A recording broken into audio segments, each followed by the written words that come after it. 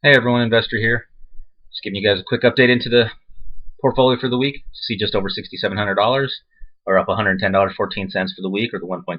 So it was a fantastic week, with the exception of the telecom sector. Verizon, AT&T, they continue to struggle this week, and I do own both. You know, but I look at it as hey, they're down. That's more of an investment opportunity to pick up a share or two. But if you are new to this account or to this channel, please consider hitting that subscribe button. Please hit that like, thumbs up. Please support this channel. I'm trying to show you guys what an average person can do. An average person being someone that raising a family, paying the mortgage, paying the bills, doing the things that an average person would be expected to be doing.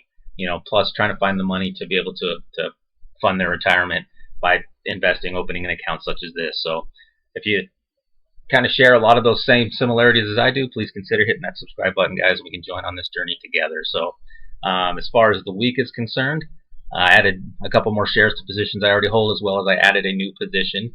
I'll show you guys just real quick over here. I did add 1.86 shares of ticker symbol MO, which is Altria Group.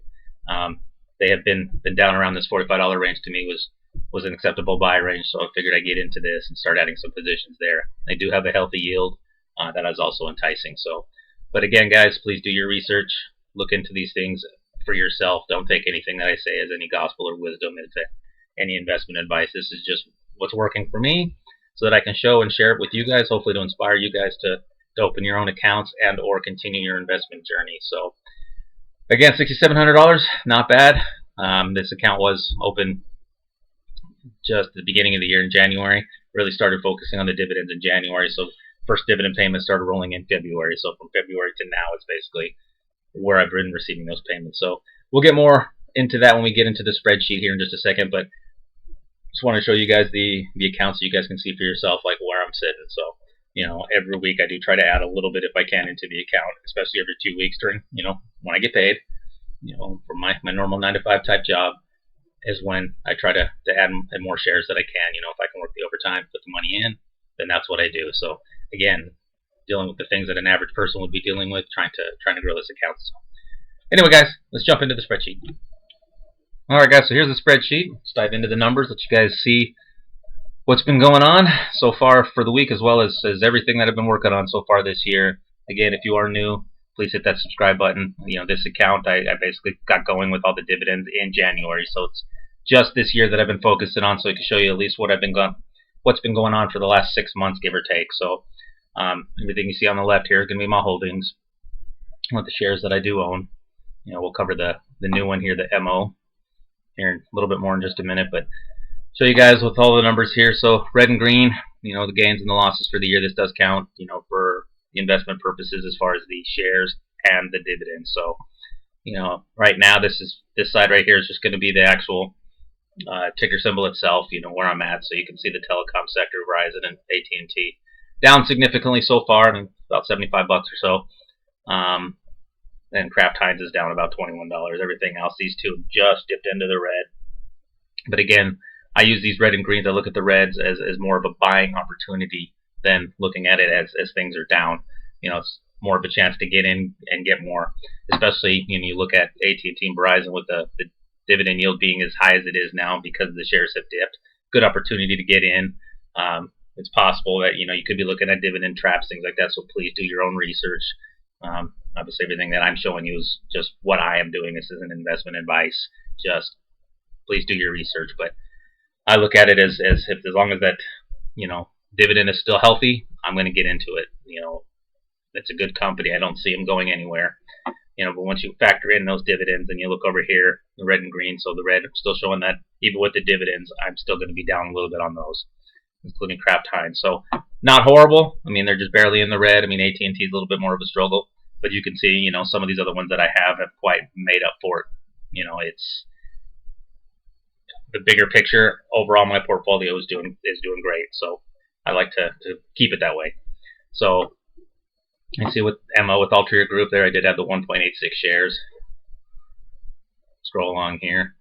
So as of the end of the market on Friday, this is kind of where we're sitting with the 8.25 dividend. So I'm up 8%, factoring in the dividend that you would more or less receive on the year with the shares that I've got. So obviously I'm going to continue to add more shares. So you look at the growth,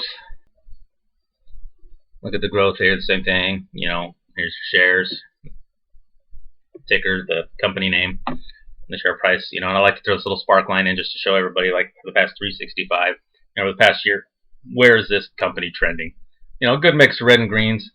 Nothing too horrible, nothing that's jumping out as, hey, jump ship kind of thing. Even with Verizon and AT&T, again, this to me is still an investment opportunity. So, because when you look at their portfolio, anybody's portfolio, whether you're new, whether you're experienced, what is your goal? Is your goal to just own shares, own pieces of a company? Because that's how you need to look at it, is you're owning a fraction of that company. With the goal, with the mindset of putting money in your pocket. You want to add to your current income, supplement it, or replace it altogether. But at the end of the day, we want that money. We want money in our pocket, and that's what my goal is. So even with companies that are down, I'm still looking at picking up more shares. Things have a way of rebounding. Just depends on how you look at it. So, to kind of steal one of the old Warren Buffett quotes is, sometimes you got to be greedy when others are fearful. And that's kind of the way I look at it with these two companies nowadays, especially with all the bad news and the headlines that these two companies have been making over the last week or two. Things are starting to go down. You probably see a lot of people wanting to jump ship and get out of these two companies, but I still see it as an investment opportunity to pick more up at a cheaper price. So, again, that's just the way that I look at it, guys. So, jump over to the calendar. The calendar here, this represents all the, dividend payments I should be receiving for the month. Everything with the star will indicate that I should be receiving a payment from that company during that month. So far for this month, for July, this is kind of one of the lower months. So far, $12.75 for the month, and you can see $27.11 last month, $9.96. So we are trending in the right direction. Even though the 27 here was one of the quarterly months where the SCHD and some of these other quarterly payouts. $12.75 so far this month, but you can see I still have about 3 more payments to go. So it should take me up to right around $20, I think, for the month. Not bad, guys. I'm saying, like, for an account that's only 6 months old, the growth, we're getting there. Things will continue to grow. Things will continue to ramp up.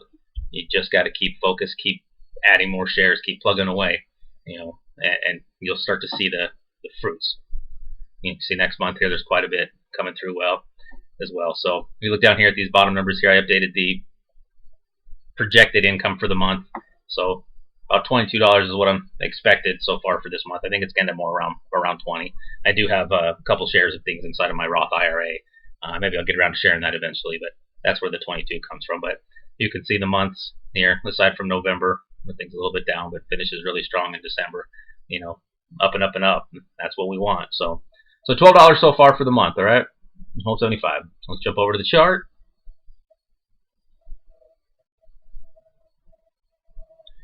All right, again, plugged in the $12.75, and you can see where we are for the chart here. July may not grow as high as June there, but overall, as long as, we got a little step down, as long as the overall trend is up and up and up, that's what we're looking for. Come over to portfolio here. You can see, obviously, SCHD and JEPI kind of hold half of my portfolio, which is about what I was looking for. I'm still going to work on this a little bit, changing some of the figures here. I do want to increase some of the other holdings from this side, but you can see the percentage of the portfolio that all of these do share. Like I said, I am going to ramp up on a couple more, but I am focused on my goals, which we will get into those here in just a second. Come to the goals here next, but got the sectors here. Just showing you another pie chart of what my portfolio looks like as far as the sector breakdown. It's pretty diversified, I think, pretty standard. I mean, you got a lot of ETFs and whatnot there, but that's okay. I don't mind holding quite a few ETFs. Come down to the goals. Again, my goal is to hold 50 shares of SCHD, 50 shares of O Realty, 50 shares of JEPI, and make $50 a month in passive income. You can see where we are. Just over halfway from SCHD. Still working on O, and I'm halfway there for JEPI. So, guys, please comment below. Please let me know. Am I going to make this goal based upon what you're seeing? I'd like a little encouragement from you guys. I believe I'm going to make it. I'm working on trying to make it. I believe once I get to the end of December, hopefully these figures will hit that goal, which will ramp up the monthly dividend, because right now it's about $11.43 based upon the monthly of what I've been doing so far. But again, for only 6 months, not bad. The first 6 months, can't get into this expecting you're going to have, high hundreds and thousands of dollars worth of dividend payments, for the year when you're just starting. A couple years, maybe. But for this year, $50, why not? That seems like a pretty good goal. And then we'll reassess once we hit it and move on. So again, please comment, guys. Let me know. Am I going to make this goal or not? I'd like to think I am, especially with what I've been putting into the portfolio, and as often as I'm trying to add money and as aggressive as I'm being. So jump over to the last dividend chart here. Show you what's been added. So again, on my shares. So shares on the left here. This is what I currently, as opposed to what was for last week, and the difference being here's what has been added. So I did add half a share of Jeppy. Whole share of Verizon. Did buy at least one during that dip for the last week. Realty, almost 2 shares. Like I said, I'm trying to ramp that one up, and then the 1.86. So that's a new position added. Just all that is from this last week from the Altria group. So nothing new necessarily added there, as the entire position is new. So that's where the 1.86 comes from. And then as far as Prospect Capital, this was strictly from the drip. I didn't invest any money into this one. This one is just from the dividend reinvestment. So dividend yield, it's been updated. You can see the annual payout per share. Payout ratio, you'll notice that some are missing. That was because those are the ETFs. The payout ratio, they change, so it's nothing that you can have that's a constant there. This is a figure that I have built into the spreadsheet, so I can't have anything automated necessarily where they continually change every month. So it's tough on that one there. So the annual dividend rate, strictly how many shares times the annual payout. This is what should be expected per year if those shares stayed the exact same way it was. So just, we'll call it $402 in dividend payments for the year if everything stayed the same.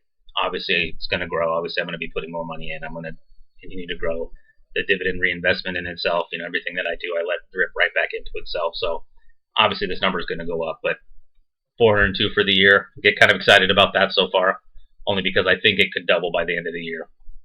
Like I said, I am trying to hit that $50. I'm trying to put that money in my pocket, guys. I want that financial freedom, as many of you guys do.